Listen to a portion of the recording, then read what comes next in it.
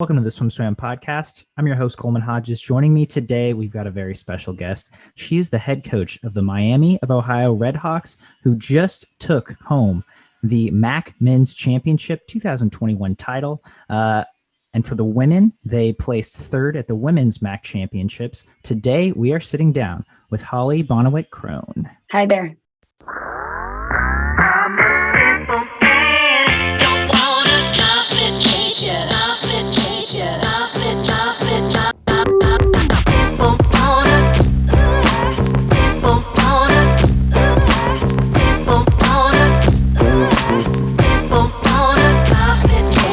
Hollie, it's great to have you. Great to sit down and debrief with you. I know the last 2 weeks have been quite a whirlwind for you. We were just discussing this. The men's meet actually took place before the women's MAC championships this year. Can you take me through what led to that process? Sure. So at the beginning of the year, all the MAC head coaches decided to get together and decide if we wanted to move our championships. At the time, it seemed like a really great idea. And I think now, having had the championships, I think it was still a great idea.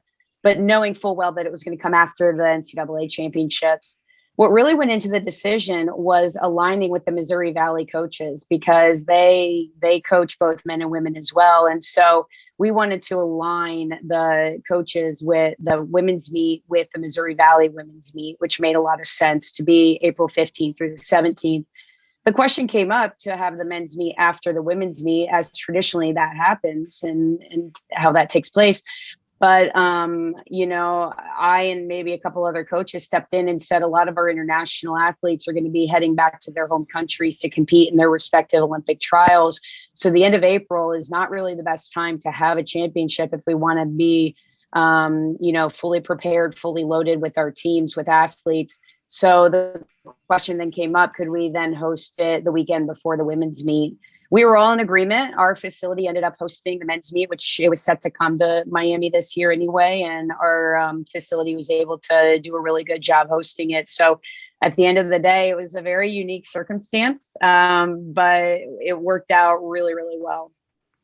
And before we get into that working out really well, especially on the men's side, especially, you brought up an interesting point, which is a lot of these mid-major D1 conference meets happened after the Division I NCAAs, which was to me certainly unexpected. I should have known this. I should have been doing a better job on my end, but like we do NCAAs, and then on any other normal year, you kind of have a down period. And this year it's like, whoa, college conference meets like everywhere. There was a lot of them.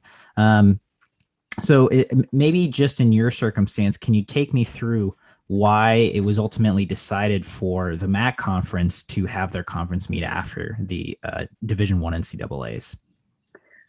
Well, I think there was a lot of ambiguity and uncertainty with when each of the teams were going to be able to start their practices back up again. Some teams were able to get back into their facilities over the summer, some not until the fall. And in our case, we weren't able to jump back in the water until October 12th. And so there was a lot of that negotiation and discussion on our head coach's call to determine what was going to be in our best interest. And I can tell you that a lot of coaches were very much in agreement with moving the championships. We took all things into consideration, including the NCAA championships and coaches who have traditionally had athletes at that championships. How were we and they going to prepare to have athletes potentially qualify? We did have several schools in our conference that qualified athletes for NCAAs, and they did that through either invitationals or last chance meets.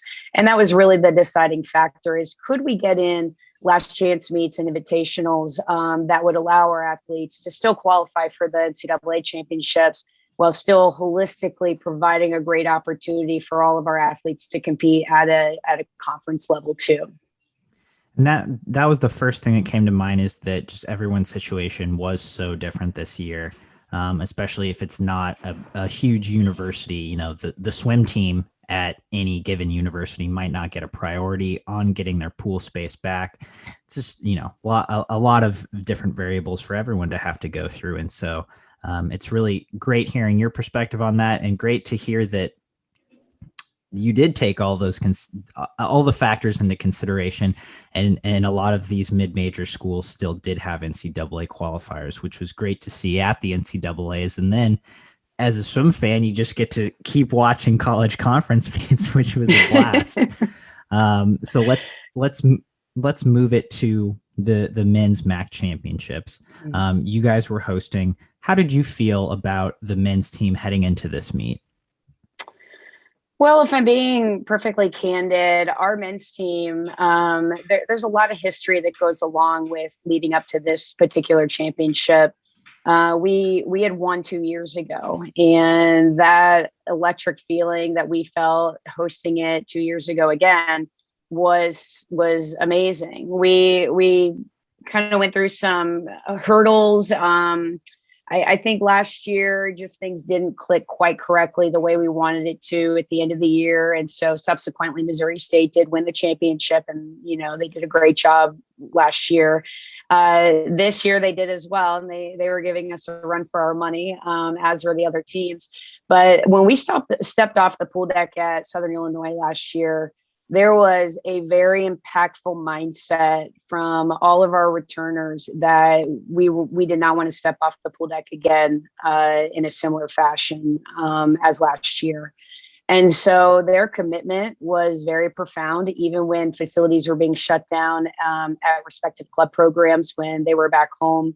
They still found a way to train. They did a lot of dry land. They did a lot of running, things like that. They did battle ropes. They did just more so dry land exercises when they couldn't be in the water. And depending on where they were, some athletes were able to still stay in the water, get back into their facilities. So there was definitely a clear mindset that they were not going to take anything for granted leading into this championship.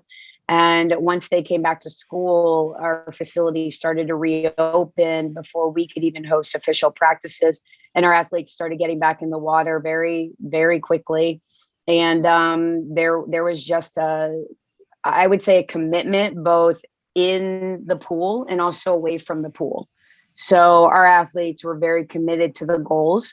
And I think that really lended itself well to their ultimate win and just the way they wanted to dominate at the end of the year. Yeah, I was going to ask about that because, you get to the end of a conference championship, it doesn't go the way you want.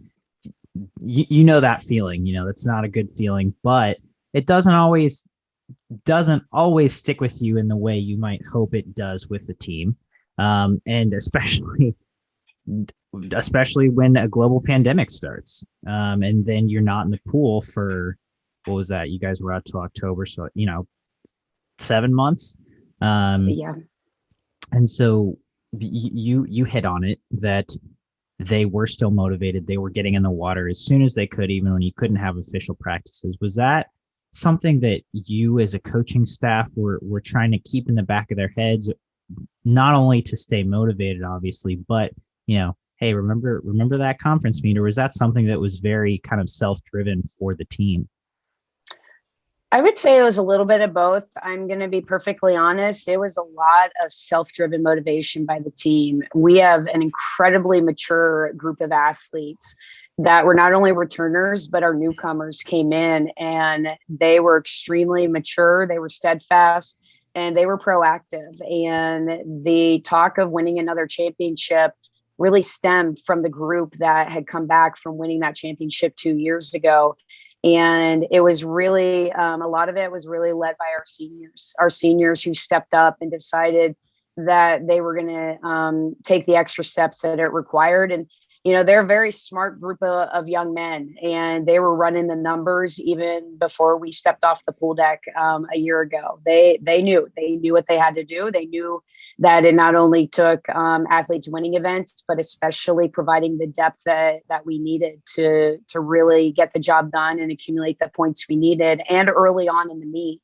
So without jumping ahead, I'll bring it back to, yes, this was a very mindful team that committed in and of themselves. And we as coaches definitely sent the message home and reiterated with them, even when it was just Zoom calls that we were doing with our communication, because there was a period of time where we could only communicate through Zoom calls and maybe, obviously text messages and phone calls, but as a collective, it was Zoom calls. Yeah. Yeah. And then I'm going to get to the meet, but that's fine. just one last question of kind of the run up to it. When, obviously the meet was later than it normally is by 2 months. Is that accurate? Yeah. And so do you feel like you got, even though you got in the pool or in the water with official practices 2 months later, do you feel like you kind of got the feel of a whole season?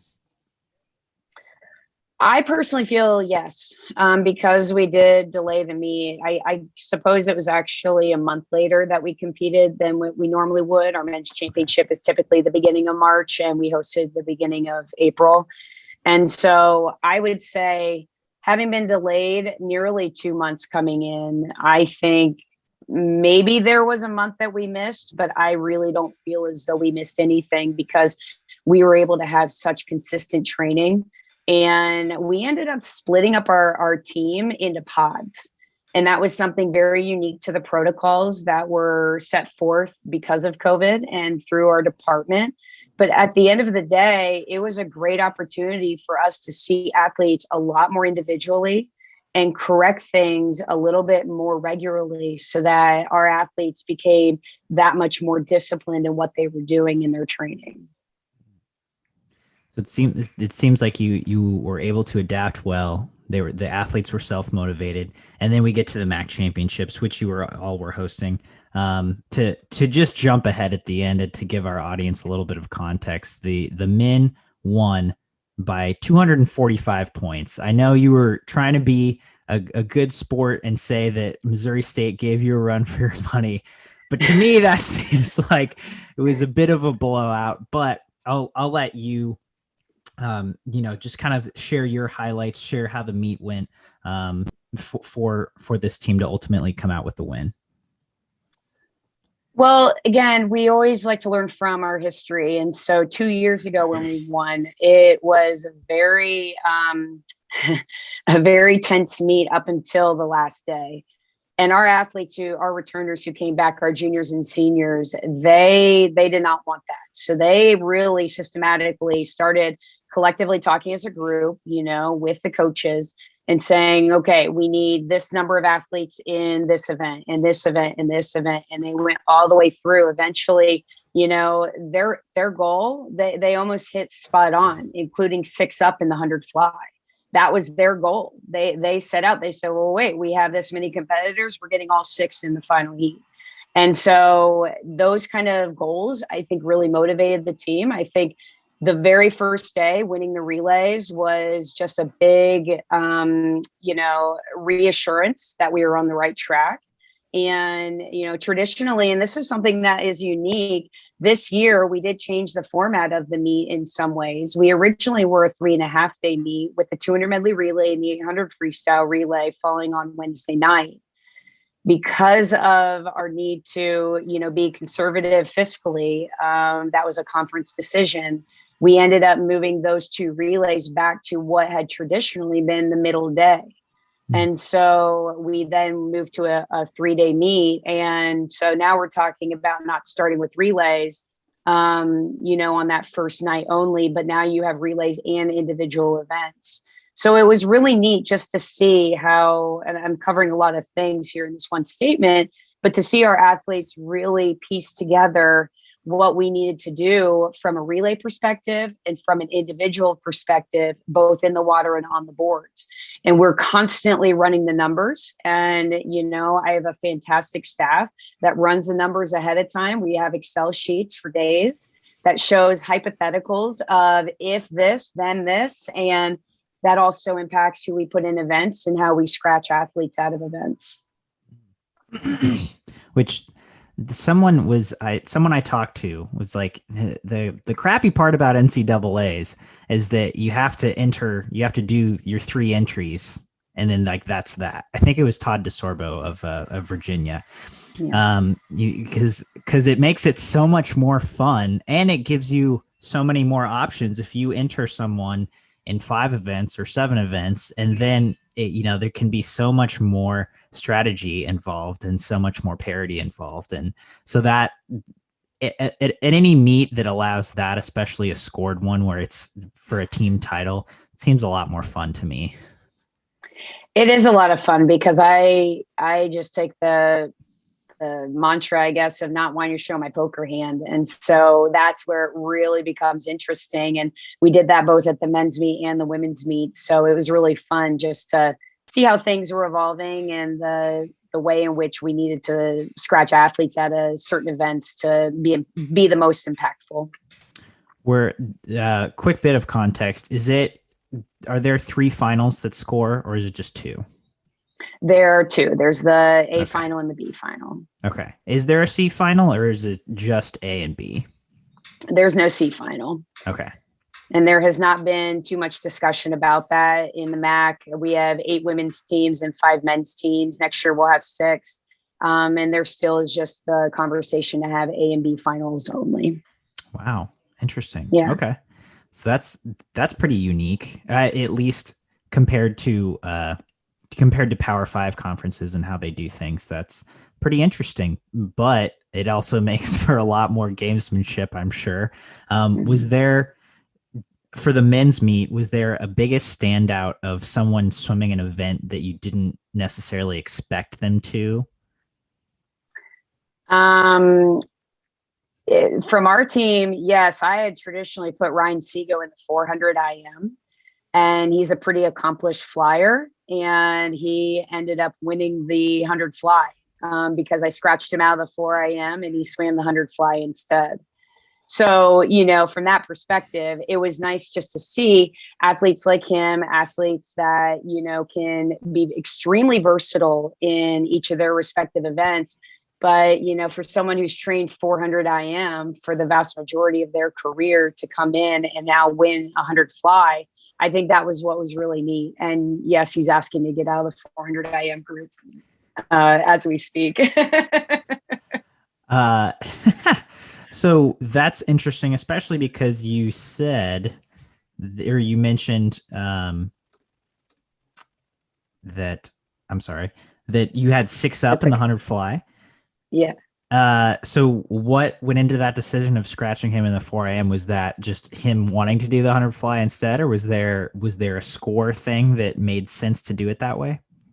Well, yes, it did, because there is traditionally fewer athletes entered in the 400 IM, and we had already set our number of 400 IMers that we felt could score both in the A final and the B final.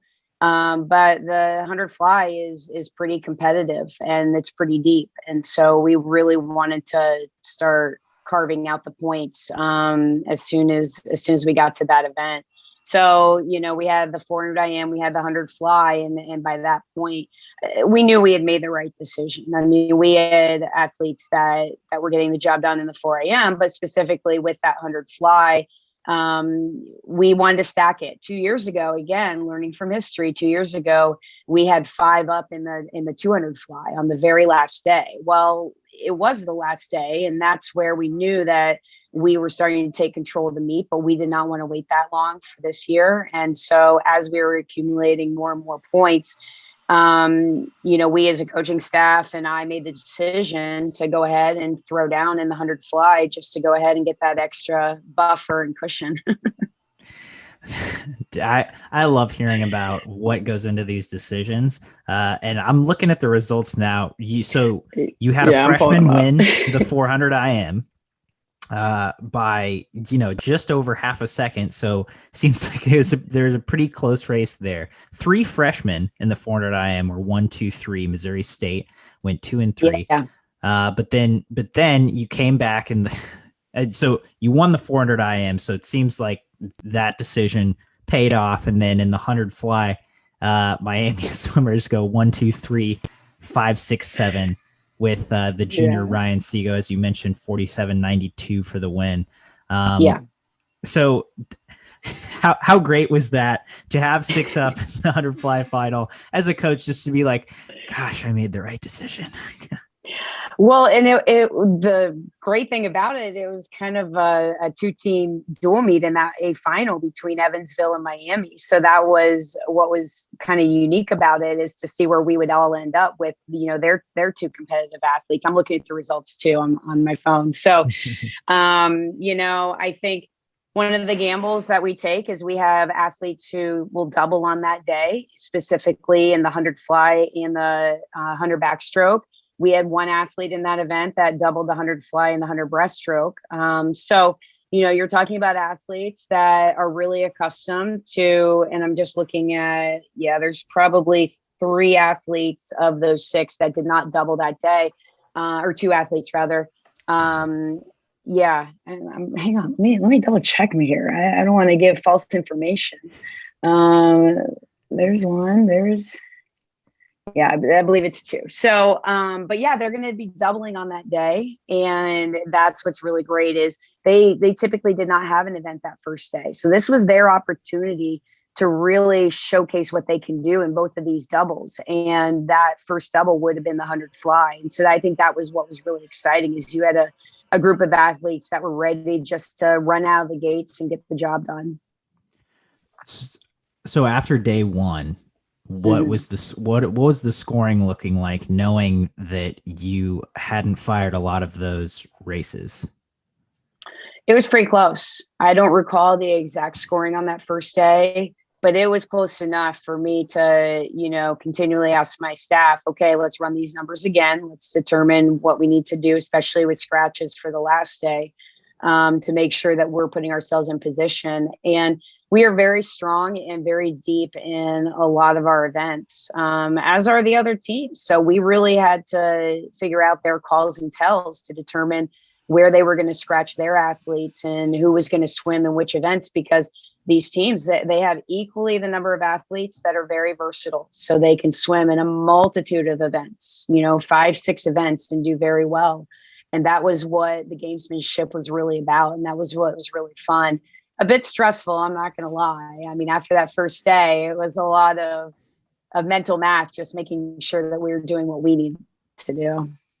And then from the coaching perspective, how do you keep the athletes, how do you calm them down, saying, hey, it's close now, but we know that on day 2, a lot of us are doubling, a lot of, our points are going to go up maybe a little more than it's showing right now? Well, that's what's so unique about this team, is that, again, they self-regulate that within themselves. Their confidence level was through the roof, and they keep it in check. They're extremely humble, but in the same breath, they're extremely confident. So they were not shuddered in any way about what the score was, or with the score after the first day, with it being a little bit closer. And then the second day, they just walked in and decided they wanted to really perform, like I said, in the water and on the boards. And it was that team effort. And I think that's where they carry the load of the success on all of their shoulders, as opposed to it just falling on 1 or 2 athletes to get the job done. And I think that's where we really excelled. And that's where their trust in one another really was impactful. And so then after that second day, do you remember, around where the score was, or just how much in the lead you were? I assume you were in the lead after the second day, and then how you felt heading into that third day? Yeah, we were in the lead after the second day, but it was still, I guess we were still in a position where anything could have happened, and we couldn't take our foot off the gas pedal. All gas, no brakes. That's sometimes what our team says. And so they had to really step up, get ready for the next day, get up in the morning. And one of the things that we really send home as coaches is getting the job done in the morning. Find your place at night. That place ideally is top 8, but get the place at night and have fun, get that place in the morning and have fun at night, and get your hand on the wall. So I think a lot of them, they forsake with the times they were going. Now, many of them did go best times, season best times. There was no question that they were successful in and of their individual goals. but this team collectively went for the team goal. And so it was really more about getting their hand on the wall and getting the places they needed, even over their individual success. And so then, after the meet, were they able to walk out with a bit of a different feeling than the last year? And, just getting to sit with that for a day or two before going to the women's meet. I mean, do you feel like they were in a visibly different place? Yes. Yes. They were still very confident. Not much had changed in terms of the confidence, but in the same breath, I mean, just that sense of relief and, having our seniors be as emotional as they were and happy, emotionally happy. Kind of sad that it's all over, but in the same breath, they all knew they did their job and they did it well. And that leadership is really what carried this team, through the years, not only their 4 years, but especially this past year through a pandemic, and making sure that the team was ready to go for the end of the year. And they walked off that deck with a new level of swagger and really, really pumped not only for themselves, but also for our women's team that were now able to compete after them. And so it was a really good camaraderie between both teams. I think the only disadvantage to this year is that we didn't have our spectators. We had a few spectators, so we were allowed 22 per team. But we are accustomed to our phenomenal alumni coming back into town and just packing our facility. We had that 2 years ago, and we miss them this year. And we certainly hope things do go back to normal, because they are some of our biggest supporters, if not our absolute biggest supporters in our alumni. But yeah, our men's team is definitely walking on cloud nine and excited. But we definitely bring them back down to earth, and we tell them that next year starts today, actually yesterday. So, and probably a week ago yesterday, but it starts now, and they know that. And we already have, a lot of athletes that are just, getting back into it, recommitting, and, wanting to do well this summer leading into next year. Do you feel like, or have you had a conversation with these seniors about this extra year of eligibility? Is that a very, very much a athlete by athlete decision, or how have you handled that as a coach? Well, I've talked with every individual senior on the team to ask them about what that looks like for them. The double-edged sword in all of this, which is a really good thing, is at Miami, internships, jobs, professional schools, those decisions are made in their junior year oftentimes. So our athletes are getting jobs at the end of their junior year. So the decision is literally almost made before they even come in for their senior year, and certainly before the NCAA made the decision about that extra year of eligibility. Does that mean they could change their mind? Sure, it could. And some of them did waver on that. Some of them, thought, could I prolong med school? Could I prolong my job opportunity?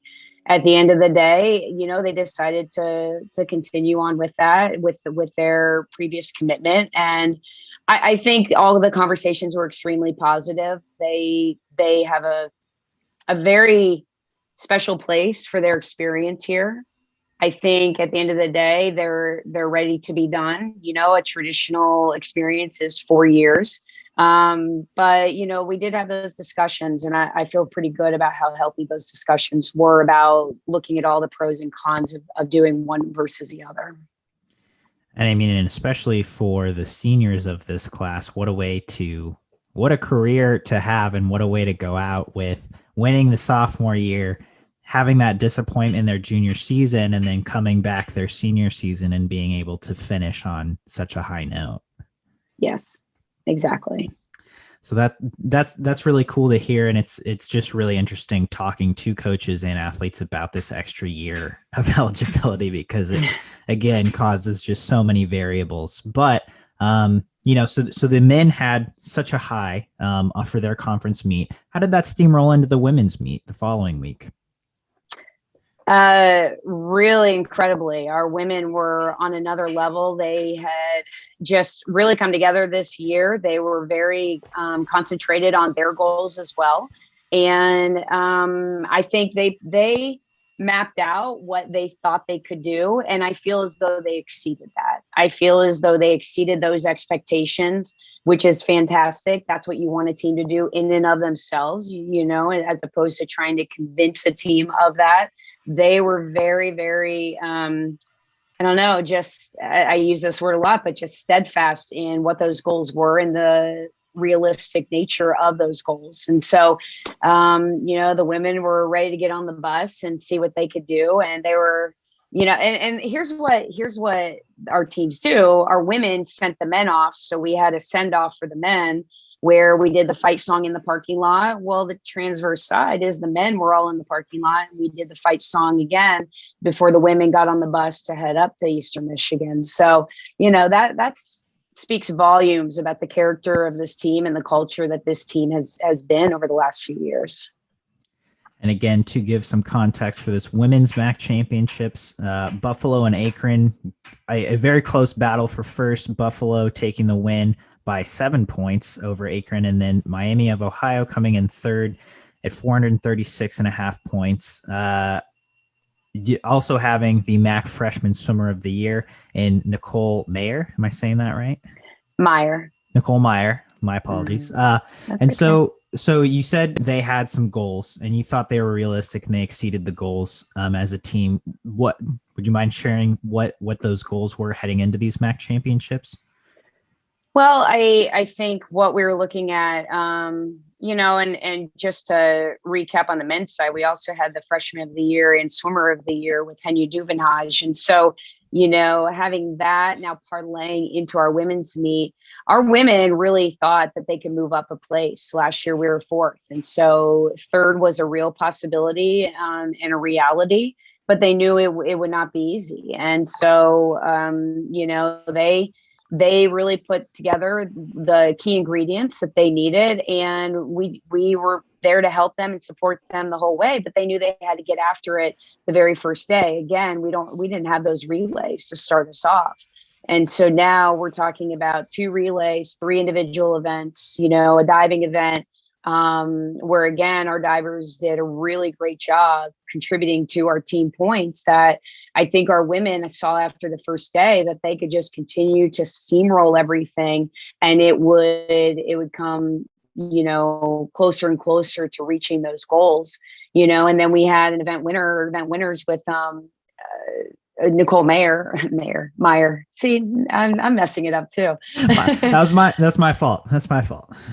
Well, yeah, I mean, there is an A after the M's, but yeah, Nicole Meyer, who, you know, every day in practice, along with our other athletes, is top notch. You know, she busts her tail every single day, and you know, I think there was some expectations, but she more than exceeded those.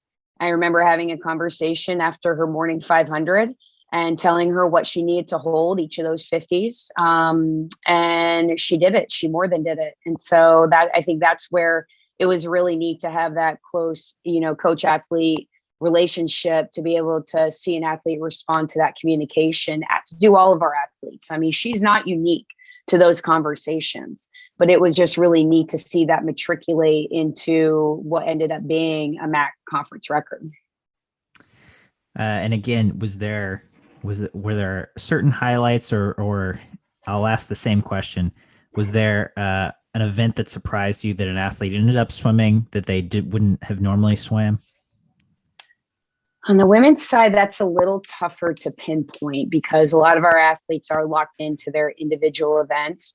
I would say, again, going back to Nicole, she could have easily swam the 200 freestyle. Her leadoff time on the 800 freestyle relay, while the results malfunctioned, she did lead off in a 1:45.5. That would have won the individual event. But, you know, my decision to put her in the 4 IM, it was really 6 of one, half dozen of another.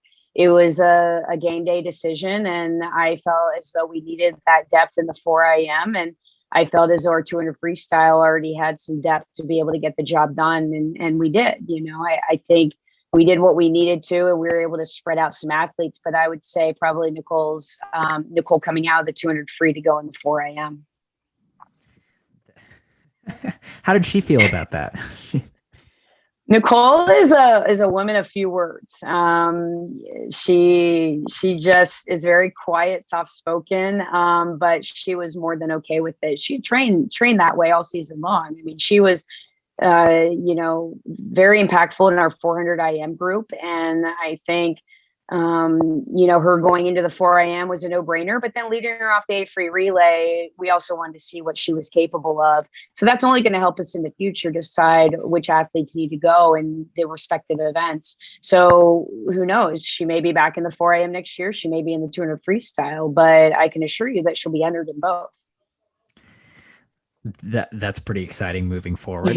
As a swim fan myself, that's great to hear. So I want to wrap this up. It seems like Miami had 2 really successful conference meets, and you spoke a lot about how these athletes were very self-motivated as a team in their goals and what they wanted to accomplish at these MAC championships. It seemed like they did that as teams. For you as a head coach, are you in your you just finished your 3rd season? Is that correct? I just finished my 5th season. So I've been here 5 years. Totally incorrect. That's okay. I think I read something about how the finishes in the last 3 years. So I thought 3 years. Yeah. But so you just finished your 5th season as the head coach of Miami. How do you create an environment for these athletes to flourish and to be able to set these goals and self-motivate, where you're not pushing these goals on them as a coach, but you're creating a space where they can do it themselves? It's a lot of open communication with all of our athletes individually as well as collectively. So it's really discussing with them what they think they can achieve next year, and then telling me how they can achieve it.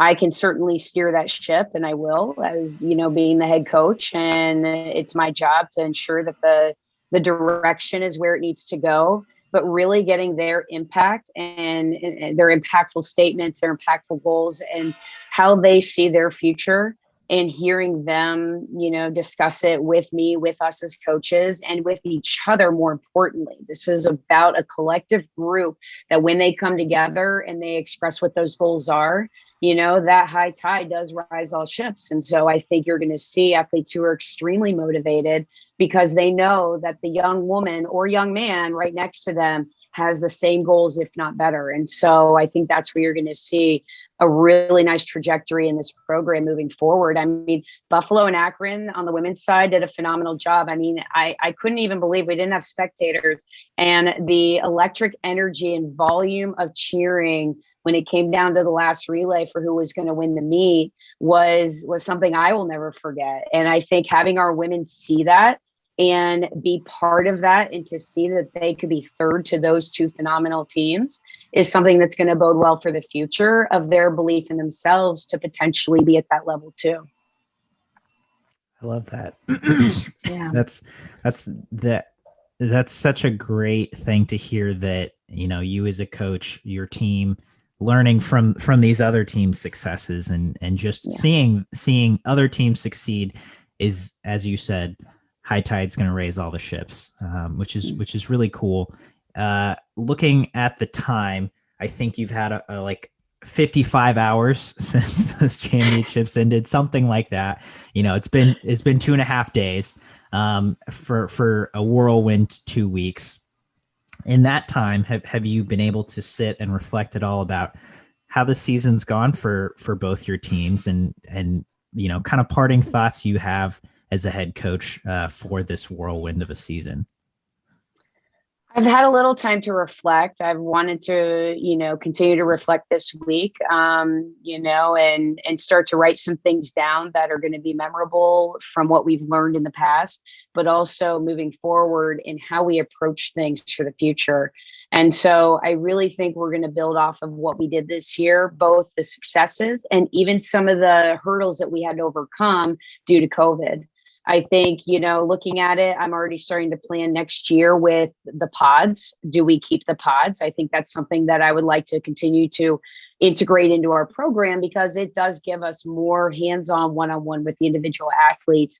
And I feel that's incredibly impactful. I think it builds even greater trust between the athlete to the coach, and then the coach to the athlete. And that's where I will continue to build on that trust with each individual athlete, so that moving forward, they can trust in themselves because they know their coaches trust in them. And so I think that's what's going to be really great with us, reflecting on how we've done and where we can be better, because we do have to peel back that onion to see where can we be even better. And we have a phenomenal freshman class coming in on both sides that's going to help to, build on this success. So I think it takes a lot of planning. I think it's probably going to be a little bit more planning than reflecting. Reflecting will be the foundation and base of what I do in order to plan for the future, because I want to continue to look ahead and see how we can continually be better and better and grow with this program. I mean, third on the women's side, we haven't done that since 2014. And so I think that's a step in the right direction. And I remind the women of that all the time. This program is reaching new levels day after day. Well, Hollie, I really appreciate getting your insight on this and you taking the time to sit down and chat with me, especially after I know it's been a busy couple weeks. Before we sign off today, any parting thoughts for our audience? I think that the support we got towards the end of the year after the NCAA championships was profound. It was really nice to have coaches reaching out who were finished with their seasons. And there were a vast majority of the mid-majors that were still conducting their championships after NCAA. So that support is always, welcomed. And it's been really nice just to feel that, hear that, see that. So I thank you. I thank you for bringing me on this podcast, and I'm excited for what we as a program can do for the future, but especially our conference and just the sport as a whole.